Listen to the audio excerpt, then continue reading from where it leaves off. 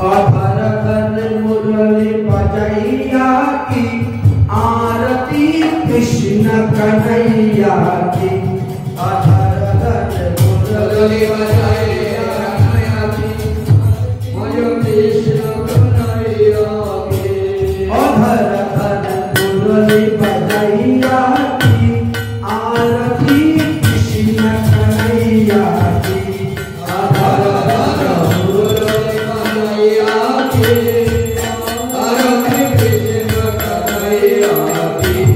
अधर धर मुरली बजैया की आरती कृष्ण कन्हैया की। अधर धर मुरली बजैया की आरती कृष्ण कन्हैया की। शाम को मथुरा जन्म लियो, चमक में मथुरा जन्म लियो। शाम को मथुरा जन्म लियो, नंदो करे मंगल कियो। शाम को मथुरा जन्म लियो, नंदो करे मंगल कियो। यशोदा के गोद में मैया की आरती कृष्ण कन्हैया की।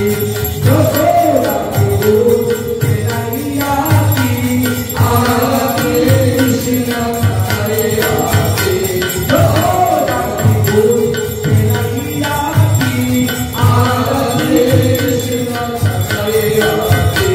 अधर धर मुरली बजैया की आरती कृष्ण कन्हैया की।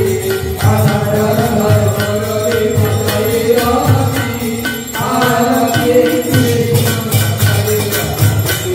शाम तुम लोकों छैया आने बलदाऊदी के भैया। राम लोकों छैया आने बलदाऊदी के भैया। मन कर गैया चोरैया की आरती कृष्ण कन्हैया की। मन कर गैया की आरती कृष्ण कन्हैया की। मन कर गैया चोरैया की आरती कृष्ण कन्हैया की। मन कर गैया चोरैया की आरती कृष्ण कन्हैया की। अधर धर मुरली बजैया की आरती कृष्ण कन्हैया की। अधर धर मुरली बजैया की आरती कृष्ण कन्हैया की। शाम सुर संसार मारो और असुर संहारो। शाम सुर संसार मारो और असुर संहारो। कालिया नाम नचैया की मुरली कृष्ण कन्हैया की। कालिया नाम नचैया की आरती कृष्ण कन्हैया की। कालिया नाम नचैया की आरती कृष्ण कन्हैया की। आरती करते सखी नंदन माने से भूखा बनाया नाम। आरती करते माने से भूखा बनाया नाम। पिता के सुनाई देती आरती कृष्ण कन्हैया की। गीता मैया की आरती कृष्ण कन्हैया की। अधर धर मुरली बजैया की आरती कृष्ण कन्हैया की। अधर धर मुरली बजैया की आरती कृष्ण कन्हैया की। हरे कृष्ण कृष्ण कृष्ण करे हरे हरे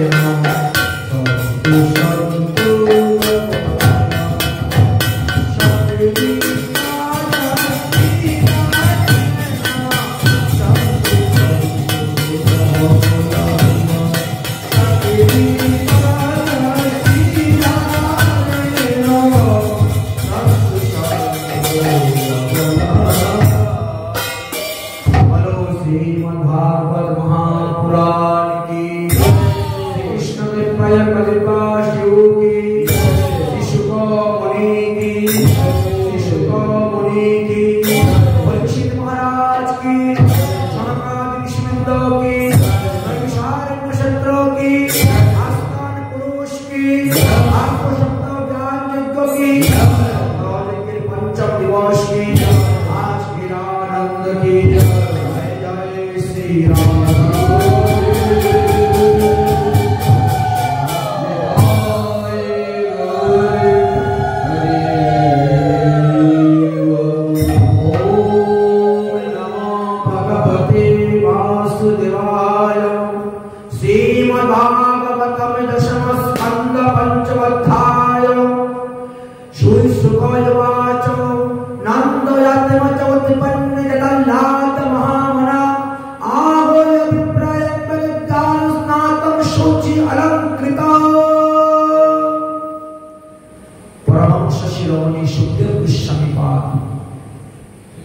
আসন্ন মৃত্যুগ্রস্ত মহারাজ পরীক্ষিতের সভাতে গিয়ে যেভাবে শ্রীমদ ভাগবত সপ্তাহ জ্ঞান যজ্ঞের অনুষ্ঠান করেছিলেন, সেই ক্রমানুসারে আজ তাহার পঞ্চম দিবস। গতকালকে আমরা ভগবান শ্রীকৃষ্ণের আবির্ভাব লীলা আস্বাদন করেছিলাম।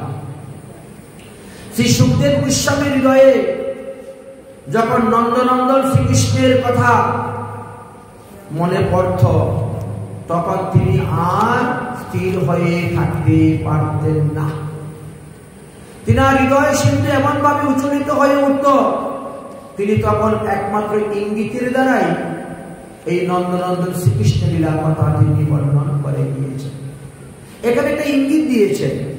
কি দিয়েছেন? নন্দ আত্মজ উৎপন্নে জাতাল্লাদ মহামনাহা, একটা ইঙ্গিত এটা। কারণ আত্মজ সন্তান কাকে বলা হয়? নিজের ঔরসজাত সন্তানকে বলা হয় আত্মজ।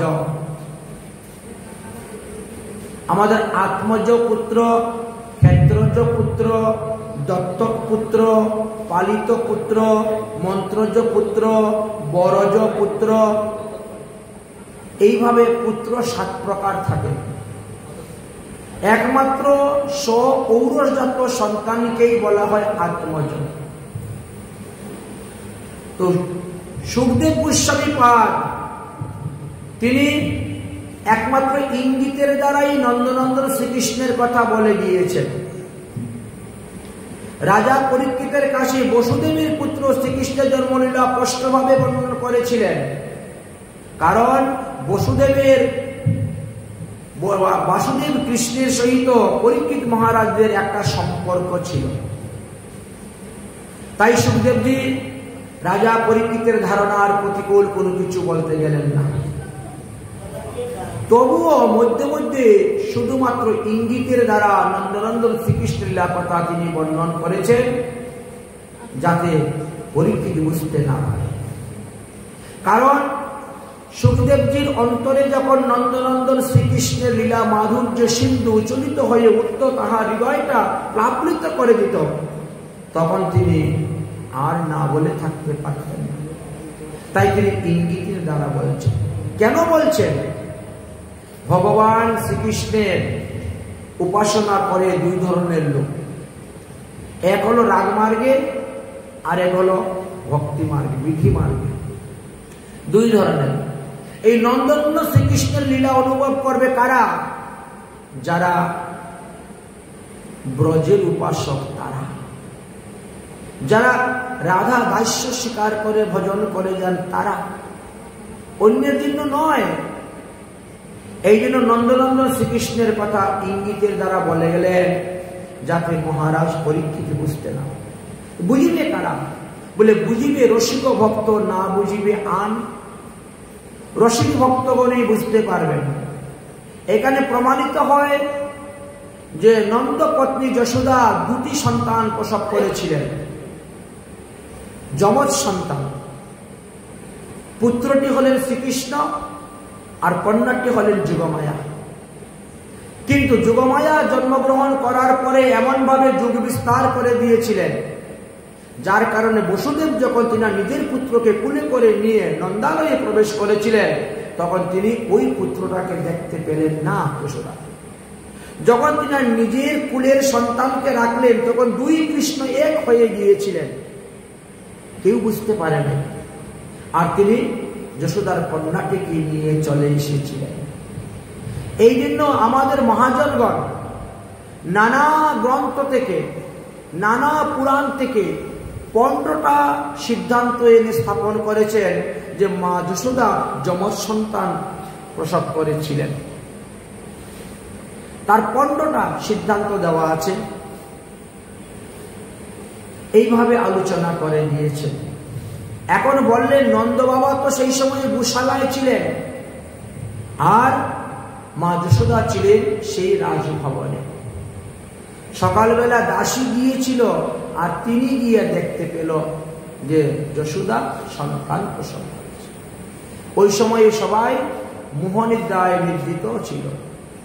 আমাদের পদকর্তাগণ বলছেন, নিশি অবসানে জাগি ব্রজেশ্বরী, হেরয়ে বালক চাঁদ, আহুত উল্লত কহুত না পারিত, উতলিয়ে হইল নেওয়া।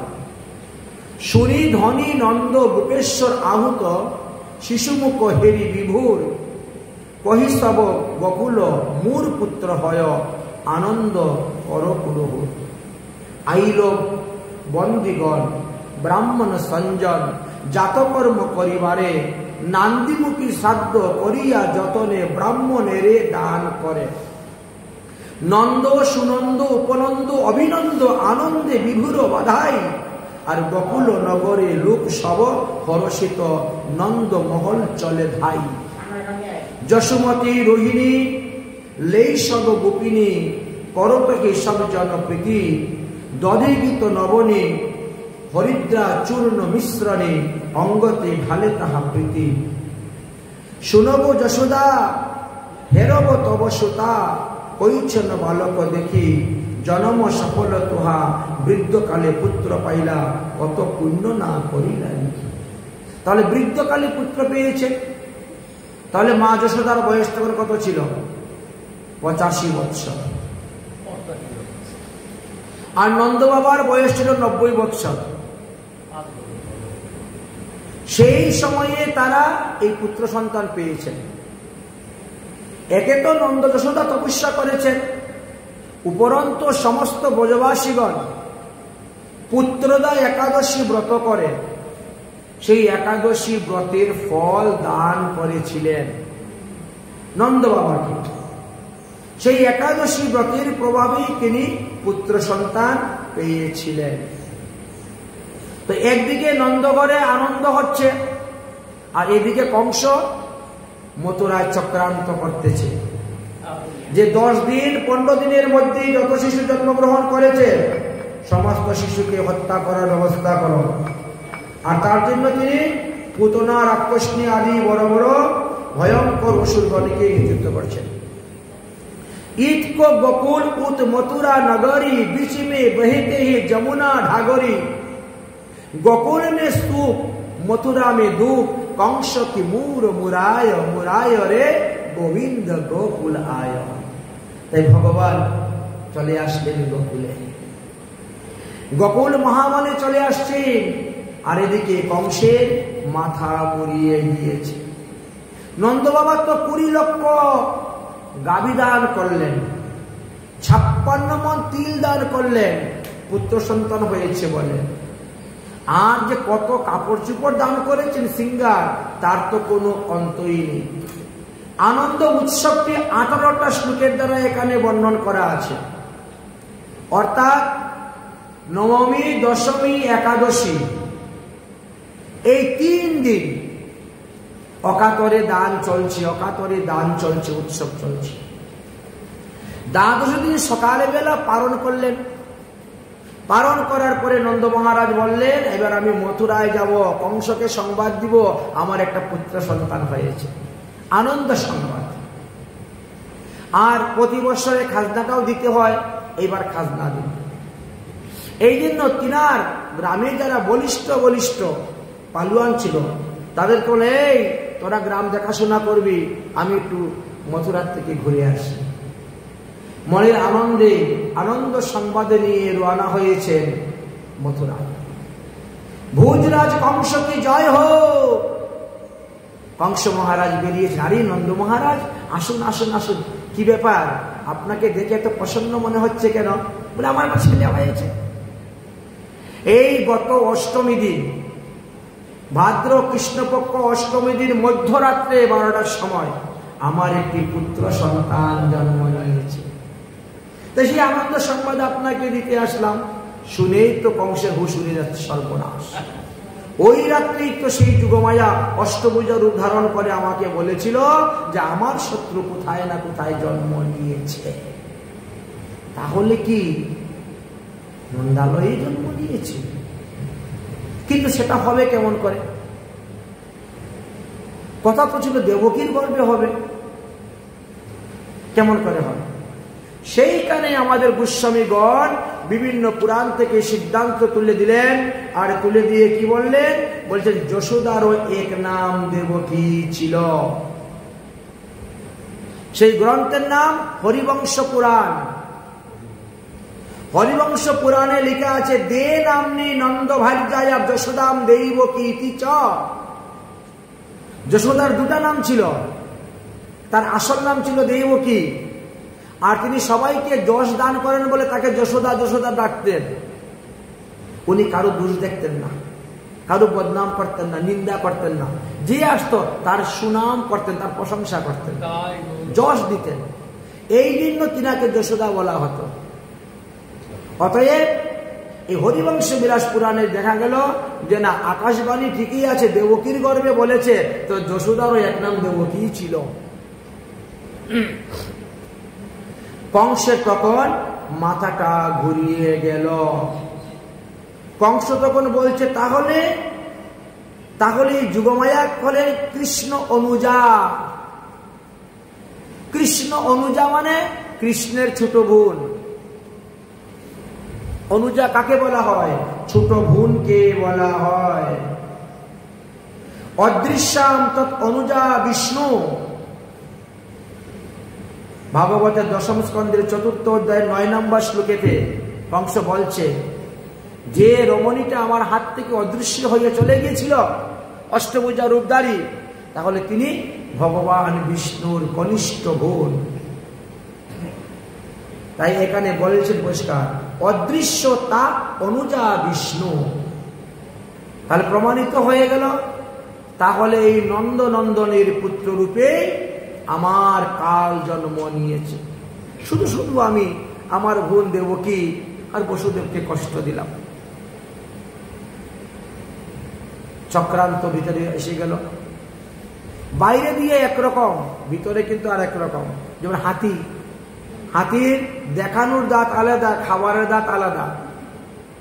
কংসেরও কিন্তু তাই, যারা দুষ্ট মানুষ তাদের এরকম। আমি এরকম করি, বাইরে দিয়ে মুখে মিষ্টি মিষ্টি কথা বলি, অন্তরে অসুর বুদ্ধি, গলে বনমালা, আর বৈষ্ণব দেখলে জয় রাধে বলা।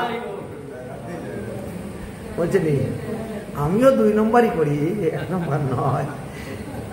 তো কংসাসুর বাইরে দিয়ে খুব মিষ্টি, আহা হা হা, আপনার ছেলে হয়েছে, ওহ অতি ভাগ্য, ওহ ভাগ্য, এই নেন আমার গলার মুক্তার হার, আমি আপনার ছেলেকে দান করলাম। বহু দামের মুক্তার হার দান করে দিয়েছে, আর আপনার ছেলে হয়েছে, তাই উৎসব। মথুরায় উৎসব হইবে, মথুরা রাজভবনে। আপনি যেমন নন্দগ্রামে 3 দিন উৎসব করেছেন, মথুরায় 3 দিন উৎসব হবে। আপনি কোথায় যেতে পারবেন না, 3 দিন আমাদের অতিথি ভবনে থাকবেন, ওখানে খাওয়া দাওয়া বিশ্রাম, নাচ গান হবে, ফুর্তি। নন্দ মহারাজের ছেলে হয়েছে, আমরা আনন্দ করব না? কংস পর্যন্ত আনন্দ করবেন। নন্দ মহারাজ তো খুব আনন্দ, বাহ বাহ আমার ছেলে হয়েছে, দেখেন ভুজরাজ কংস কি আনন্দ করছে। থেকে গেলেন, ধুমধাম নাচ গানের ব্যবস্থা, খাওয়া দাওয়ার ব্যবস্থা, উৎসব অনুষ্ঠান শুরু হয়ে গেছে। বসুদেব এই সংবাদটা পেয়ে গেছেন গুপ্তচরের দ্বারা, যে নন্দ মহারাজ এসে মথুরাতে বসে আছেন, খুব আনন্দ উৎসব করতেছেন। বসুদেব তখন গুপ্তচরকে পাঠাইলো, তুমি যাও ছদ্মবেশে, আর যেভাবেই হোক নন্দ মহারাজকে বলো আমার সঙ্গে সে উপবনে দেখা করার জন্য, আমি জঙ্গলে যাচ্ছি কাটুরি আর বেশ ধারণ করে কাঠ কাটতে, ওখানে যেন আসে। নন্দ মহারাজ মথুরা ভ্রমণ করতে বেরিয়েছেন, ওই সুযোগে উপবনে চলে গেছে। উপবনে যাওয়ার পরে এবার বসুদেব জিজ্ঞাসা করছেন, হে নন্দ মহারাজ, আমার ছেলে কেমন আছে? আপনার ছেলে কেমন আছে? ভালো মন্দ জিজ্ঞাসা করলেন। সবই ভালো। বলে বেশি ভালো আবার ভালো নয়, কারণ আপনি তো জানেন না কংসের চক্রান্ত। কংস এইদিকে আপনাকে মিষ্টি মিষ্টি কথা বলতেছে, করে আপনাকে আনন্দ উৎসবের জন্য আটকিয়ে রেখেছে, আর ওইদিকে পুতনা রাক্ষসীদেরকে পাঠাচ্ছে শিশু হত্যা করার জন্য। যদি ওই পুতনা কোন রকম গিয়ে গোকুলে পৌঁছে যেতে পারে, তাহলে তো তোমার ছেলে বা আমার ছেলের মৃত্যুর ভয় আছে, আশঙ্কা আছে। মানে 1 বৎসরের মধ্যে যত শিশু জন্মগ্রহণ করেছে সবাইকে হত্যা করার তার ধান্দা। অতএব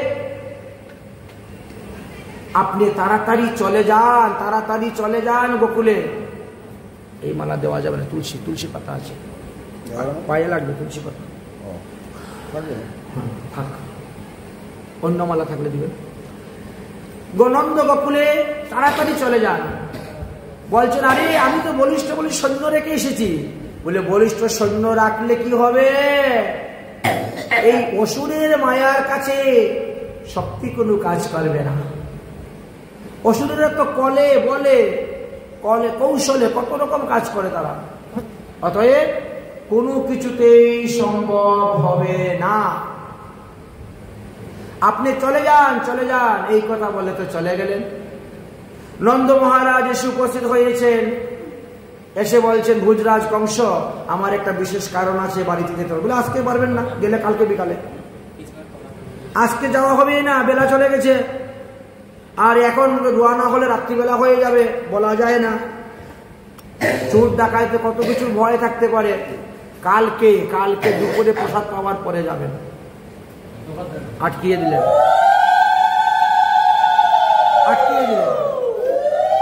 আর এদিকে পুতনা রাক্ষসীকে পাঠালেন। পুতনা রাক্ষসীকে পাঠিয়েছেন। পুতনা রাক্ষসী সুন্দর একজন রমণীর রূপ ধারণ করেছেন। গায়ে থেকে এত সুগন্ধ বেরোচ্ছে, মনে হচ্ছে যে কোন দেবকন্যা মনে হয় স্বর্গ থেকে নেমে এসেছেন নন্দনন্দনকে দেখার জন্য। কি সুন্দর অভিনয় করে, অঙ্গভঙ্গি করে গিয়ে উদয় হয়েছেন নন্দগোকুলে। যশোদা, ও যশোদা, আরে তোমার নাকি একটা ছেলে হয়েছে, দেখি গো, তোমার ছেলেটাকে একটু দেখাও। যশোদা বলছেন, আপনি কে? আপনাকে তো চিনতে পারলাম না। ও মা, চিনবে কোথা থেকে আমাকে?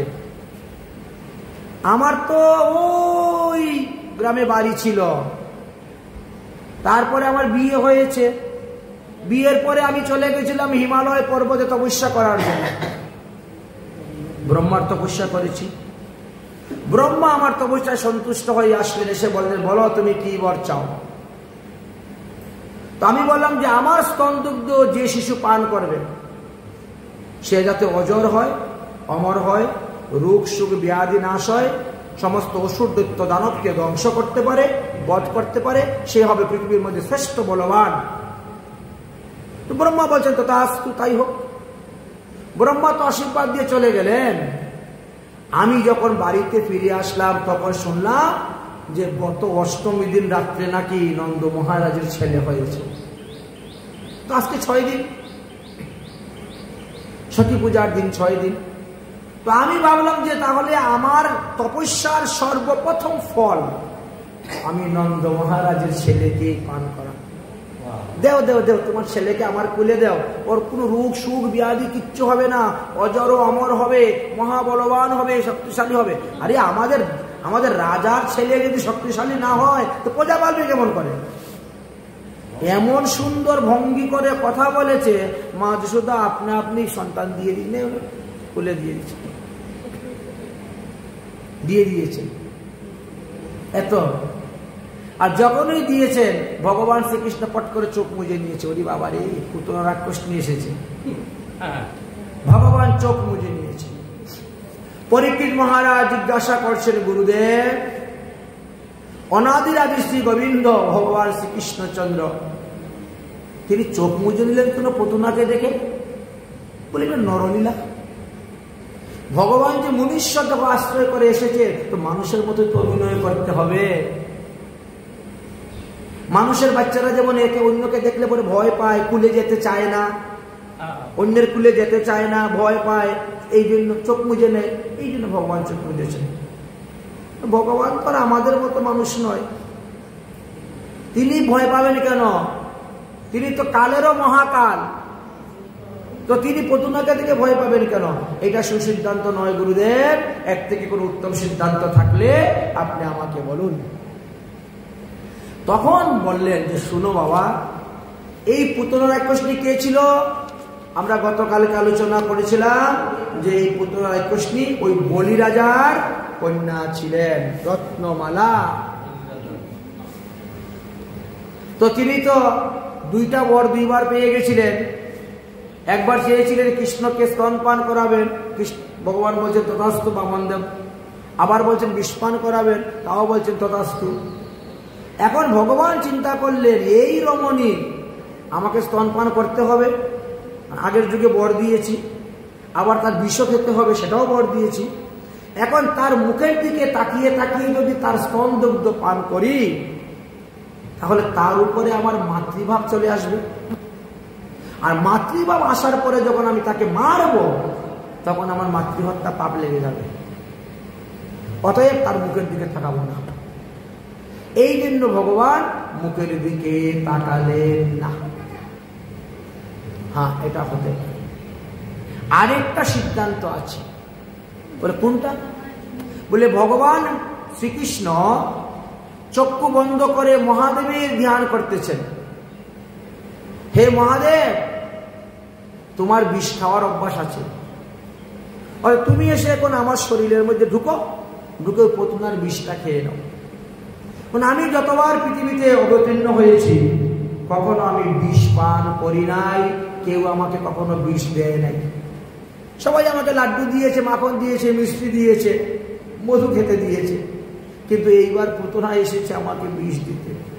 তাই তুমি এসে আমার শরীরের মধ্যে বল। অতএব বিষ্ণু তখন কৃষ্ণের শরীরে এসে গেলেন। বিষ্ণু দ্বারা কৃষ্ণ করেন অসুর সংহারে। কৃষ্ণ ভগবান শ্রীকৃষ্ণ পুতনাকে মারেন নাই, মেরেছিল কে? বিষ্ণু মেরেছিল। তাই বিষ্ণু আর কৃষ্ণ তত্ত্ব দুটি আলাদা। যাই হোক,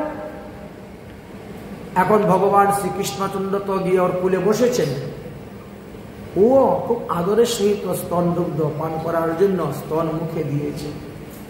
ভগবান কি করলেন? দুই হাতে স্তন ধরিয়া ভগবান চিবুক করিয়া তবে দিলা এক টান, প্রাণ সহ স্তন তার পিয়েন দামোদর শ্রীহরি ছাড় ছাড় ছাড় ছাড় বলে নিশাচরি। আর ভগবান তো তখন 6 দিনের শিশু, কথা তো বলতে পারে না। আর কথা বলতে না পারলেও তিনি মনে মনে তো বলছেন, অরে পুতনা, তুই জানিস না, আমি যাকে একবার ধরি তারে সহজে ছাড়ি না। ধরার মতনই ধরলেন, একেবারে পুতনার প্রাণ সহ স্তন পান করে নিলেন। শেষ, পুতনা মারা গেল। পুতনা যখন মারা গেল, দৌড়ে পালালো, কৃষ্ণ তার বুকেই রয়ে গেছে। বিকট রূপ ধারণ করে গিয়ে পড়লো, গড়াগড়ি করতে শুরু করলো। করতে করতে 18 কিলোমিটার গড়াগড়ি করে সমান করে দিয়েছে গাছপালা সব। তারপরে দেহ থেকে প্রাণ বাড়িয়ে গেল। মারা গেল তো বিশাল শরীর। নাভিটাকে দেখলে মনে হচ্ছে একটা কুয়া, মনে হয় এত গভীর নাভি। কানের গর্ত দুটা দেখলে পরে মনে হয় পর্বতের গুফা। এত উঁচু শরীর যে লম্বা লম্বা মই দিয়ে উঠে গিয়ে কৃষ্ণকে ওই পুতনা রাক্ষসীর বক্ষ থেকে নিয়ে আসলেন। আনার পরে এবার যারা বৃদ্ধ বৃদ্ধ গোপীরা ছিলেন, ব্রজ গোপীরা, যারা বাৎসল্য প্রেমের পরাকাষ্ঠা, তারা কি করলেন? বললেন যে এই ওকে পঞ্চামৃত পঞ্চগব্য দিয়ে স্নান করাও, রাক্ষসী নিয়ে চলে গেছিল না, স্নান করা। 1 নম্বর। 2 নম্বর বলে দেখ আমরা অঙ্গন্যাস করন্যাস করে এর শরীরটাকে ঝেড়ে দেই, ওর শরীর বন্ধন করে দেই, যাতে আর কোনো অসুরেরা কিচ্ছু করতে না পারে। তো অনেকেই তো কবিরাজি জানে, ঝাড় ফু দেয়। তো আমাদের বাচ্চা টাচ্চার নজর টজর লেগে গেলে আমরাও যাই, ওগো আমার বাচ্চাটার একটু নজর লেগেছে, একটু ফু দেও, ঝাড় দাও, হ্যাঁ যাই। তো এখন এসে গেছেন সেই ভক্তিমতী মায়েরা, দে আয় আয় আমরা আমরা গোপালকে ঝাড় ফু দেই। ঝাড় ফুর মন্ত্র কি জানেন? ভাগবতে দেওয়া আছে। ওম ক্লিং অজ ভগবান তুমি আমার গোপালের চরণ দুইটা রক্ষা করো। ওম ক্লিং মণিমান ভগবান তুমি আমার গোপালের জানোদ্বয় রক্ষা করো। ওম ক্লিং যজ্ঞ পুরুষ ভগবান তুমি আমার গোপালের উরু দুইটা রক্ষা করো। ফুদ একটা। আর গোপাল হাসতেছে, কিলকিল করে। কেন কেন হাসতেছে? ভগবান বলে আমার নাম দিয়ে আমাকে ফু দিচ্ছে, আমার নামের দোয়াই দিয়ে আমারে ঝাড়তেছে। তো ভগবান এই জন্য খিলখিল করে হাসে। এই জায়গাতে 49টা মন্ত্র আছে, 49টা মন্ত্র আছে। এই 49 মন্ত্র দিয়ে যদি কেউ ফু দেয়, 49 বাতাস তার গায়ে লাগবে না, বুঝেছেন? ওম ক্লিম হয়গ্রীব ভগবান তুমি আমার গোপালের উদর রক্ষা করো। ওম ক্লিং কেশবায় নম তুমি আমার গোপালের হৃদয় রক্ষা করো। ওম ক্লিং ঈশায় নম তুমি আমার গোপালের বক্ষ রক্ষা করো। ওম ক্লিং সূর্যায় নম তুমি আমার গোপালের কণ্ঠ রক্ষা করো। ওম ক্লিং বিষ্ণুবে নম তুমি গোপালের বাহুদ্য রক্ষা করো। ওম ক্লিং উরুক্রমায় নম তুমি আমার গোপালের মুখমণ্ডল রক্ষা করো। ওম ক্লিং ঈশ্বরে নম তুমি আমার গোপালের মস্তক রক্ষা করো। এইভাবে দেওয়া আছে মন্ত্র। 49 বাতাস লাগে এর থেকে রক্ষা করার জন্য দিলেন। এবার ভগবান শ্রীকৃষ্ণের কে আপাদমস্তক ঝাড়ছেন, তো ঝাড়তে ঝাড়তে দেখি আর গোপালের চরণ তলে চিহ্ন দেখা যাচ্ছে। ও যশোদা দেখো দেখো দেখো তোমার গোপালের পায়ের নিচে কি সুন্দর চিহ্ন গো। ভগবান শ্রীকৃষ্ণের দক্ষিণ পদতলে অঙ্গুষ্ঠ আঙ্গুলের নিচে ছিল জপ চিহ্ন। অঙ্গুষ্ঠ আঙ্গুল আর তর্জনী আঙ্গুলের মধ্যেখানে ছিল ঊর্ধ্ব রেখা।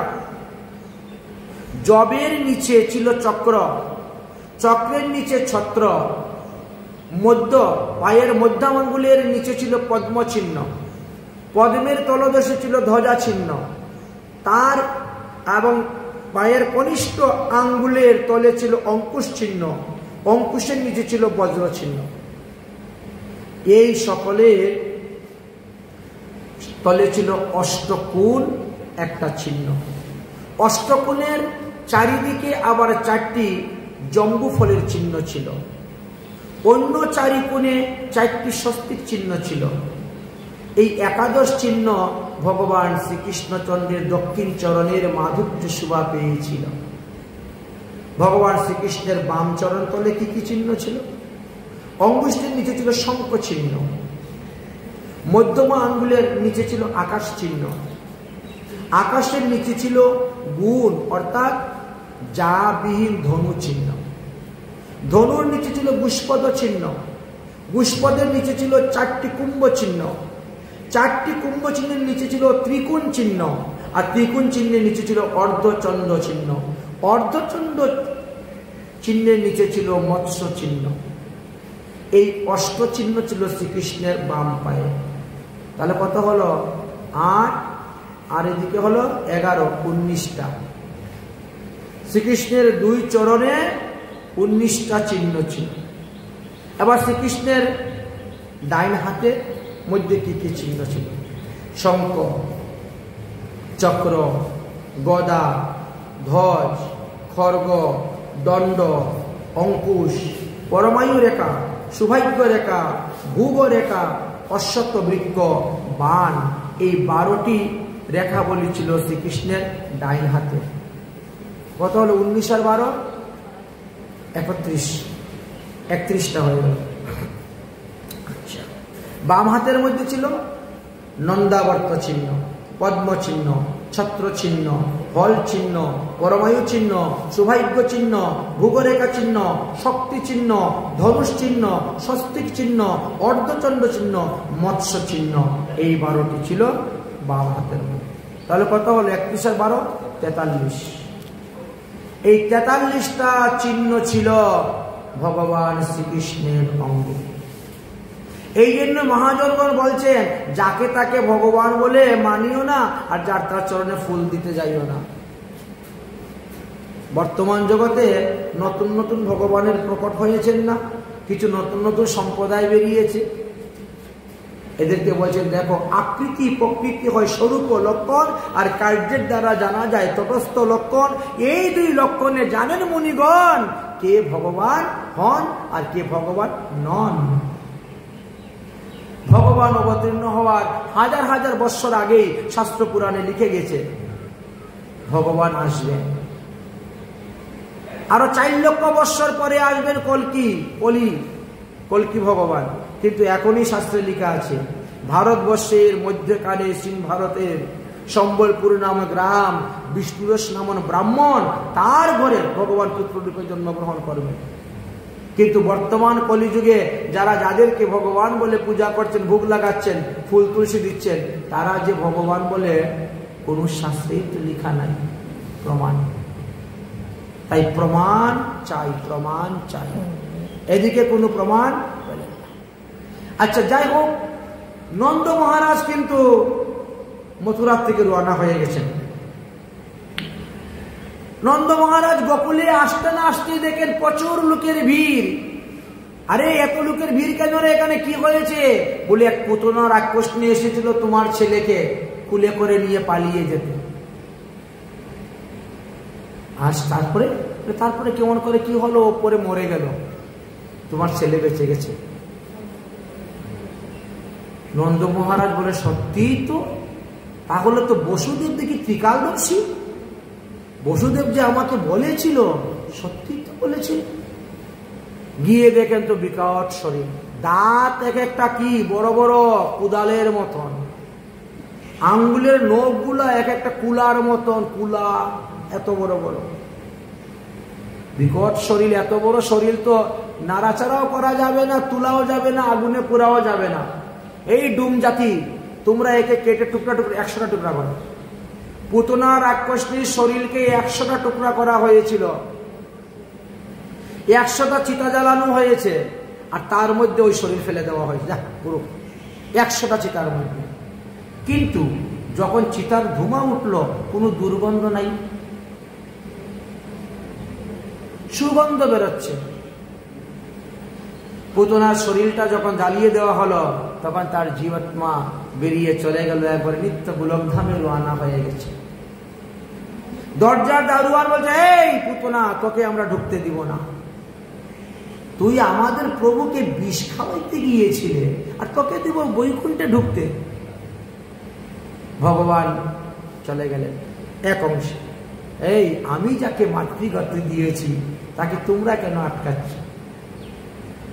সে আমাকে স্তন দুগ্ধ পান করিয়েছে, তাই আমি তাকে মাতৃগতি দিলাম। কত বড় দয়ালু দেখেন তো ভগবান শ্রীকৃষ্ণ। অহু বকিয়ং স্তংতুল কাটং জিজ্ঞাসু পায়স্পয়বদ্ধ সারদি লুবে গতি রাতা চিত্তাং ততুহন্যং কং বা দয়ালু শরণাহং ব্রজে। যে বিষ খাওয়াইতে গেল তাকে তিনি ধাত্রীগতি দিয়ে দিলেন, পাঠাই দিলেন। এমনই দয়াময় আমার শ্রী গোবিন্দ, এমনই করুণাময় আমার শ্রী গোবিন্দ, এমনই কৃপাময়। তাহলে পুতনা রাক্ষসটিকে কে মেরেছে? কৃষ্ণ মেরেছে? না, নন্দনন্দন কৃষ্ণ মারেন নাই, মেরেছে দেবকী নন্দন কৃষ্ণ। আর দেবকী নন্দন কৃষ্ণ হলেন বিষ্ণু, তিনি বাস্তবে কৃষ্ণ নন। তিনি হলেন ক্ষীরোৎসাহী বিষ্ণু। কারণ ব্রহ্মা ক্ষীরসাগরে গিয়ে ক্ষীরোৎসাহী বিষ্ণুকে স্তুতি করেছিলেন, আপনি গিয়ে কংসের কারাগারে দেবকীর গর্ভে জন্ম নেন। কৃষ্ণ থাকেন নিত্য গোলক ধামে, আর বিষ্ণু থাকেন বৈকুণ্ঠে। কৃষ্ণের এই বিলাস মূর্তি হলেন বিষ্ণু। কৃষ্ণ 2 হাত আর বিষ্ণু 4 হাত। এই জন্য দেবকীর কারাগারে যখন জন্ম নিয়েছিলেন তখন 4 হাত ছিল। পার্থক্যটা এই জায়গাতে। অতএব বিষ্ণু তখন কৃষ্ণের শরীরে, ওই যে 2 কৃষ্ণ এক হয়ে গিয়েছিলেন নন্দালয়ে, এই কারণে বিষ্ণু তখন কৃষ্ণের শরীরে, আর বিষ্ণু দ্বারা কৃষ্ণ করলেন অসুর সংহার, পুতনার কৃষ্ণকে মারলেন। আনুষঙ্গিক কর্ম তার অসুর মারণ, যেই লাগিয়ে অবতার হইলেন তার মূল কারণ। আনুষঙ্গিকে তিনি অসুর বধ করেছিলেন, কিন্তু তিনার আসল কাজ হইল প্রেম আস্বাদন করা, ব্রজ প্রেম আস্বাদন করা, গোপী প্রেম আস্বাদন করাই ছিল তিনার মুখ্য কাজ। আর জন্যই তো তিনি আসছেন বাৎসল্য প্রেম, মধুর প্রেম, দাস্য প্রেম, সৈক্য প্রেম আস্বাদন করার জন্য তিনি মনুষ্য দেহ ধারণ করে এসেছেন। এটাই ছিল তিনার মূল।